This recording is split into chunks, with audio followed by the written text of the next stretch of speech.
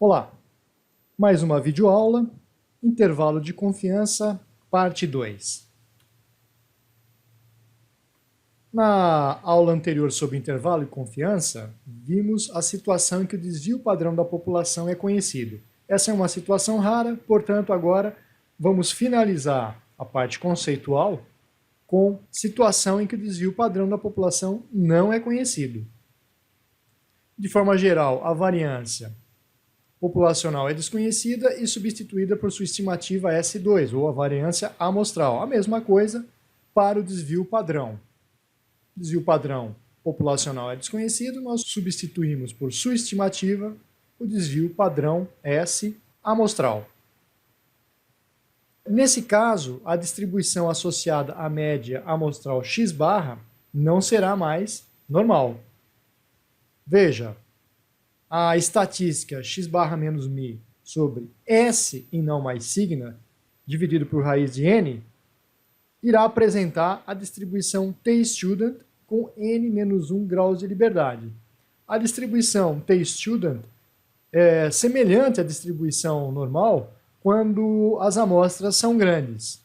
Lembrando da nossa fórmula, agora a fórmula será um pouquinho diferente em função da distribuição que estamos utilizando. Também podemos calcular intervalo de confiança para a proporção populacional. Para realizar o intervalo de confiança, devemos ter a variável dicotômica, presença ou ausência, sucesso e fracasso, e podemos também utilizar a distribuição normal para calcular o intervalo de confiança para a proporção populacional, nos casos em que o tamanho da amostra vezes a proporção de sucesso, essa multiplicação, for maior ou igual que 5. E, tem que acontecer as duas coisas, o tamanho da amostra vezes 1 menos P, que seria o fracasso, o complementar, for maior ou igual que 5. Essa situação é uma situação que nós vamos encontrar geralmente para amostras grandes. Você observa que a fórmula é semelhante para a média. Então, podemos calcular intervalo de confiança também para a proporção populacional. Intervalo de confiança para uma série de parâmetros que desejamos estimar. Mas vamos voltar ao exemplo do peso das crianças. Vamos realizar a estimativa do peso médio das crianças com intervalo de confiança de 95%. Digamos que temos uma amostra aleatória de 550 crianças e seus respectivos pesos em quilos. Então, poderíamos ter uma amostra com 39 quilos, 40, 38,7 e assim 550 pesos. Lembrando da nossa fórmula, que agora vamos utilizar a estimativa do desvio padrão. E as estatísticas. A média da nossa amostra é 40,7. Desvio padrão da nossa amostra é 9,7. O tamanho da nossa amostra 550.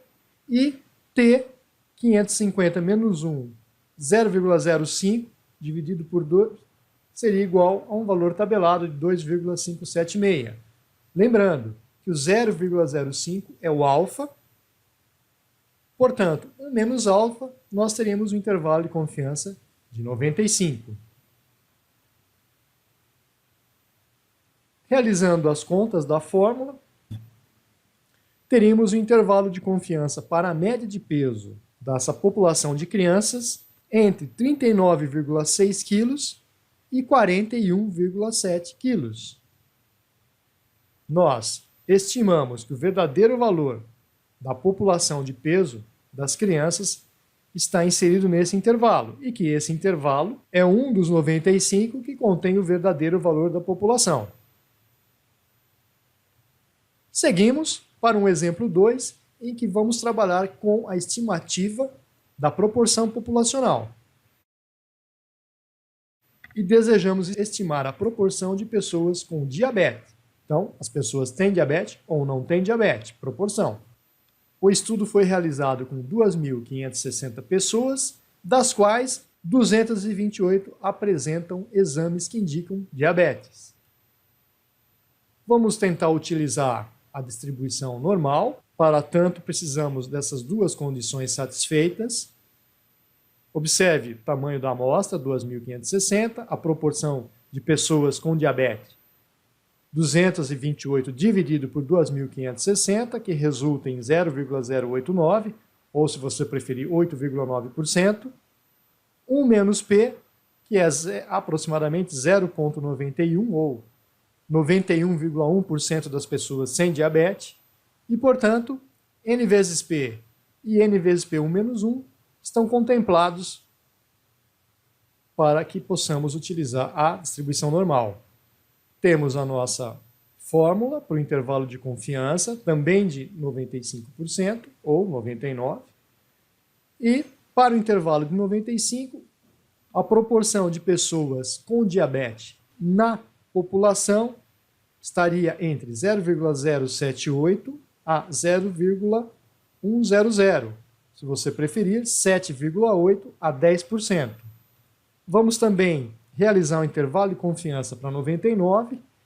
Este seria de 0,075 a 0,104, ou 7,5 a 10,4.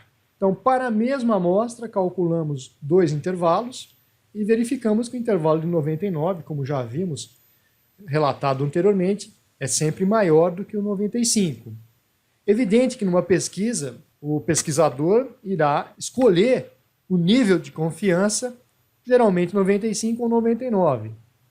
De forma geral, apenas um deles. Lembrando que essas fórmulas que foram apresentadas para que você possa entender a estrutura da metodologia. E essas fórmulas estão dispostas no software que nós vamos adotar. Abraço e até a próxima!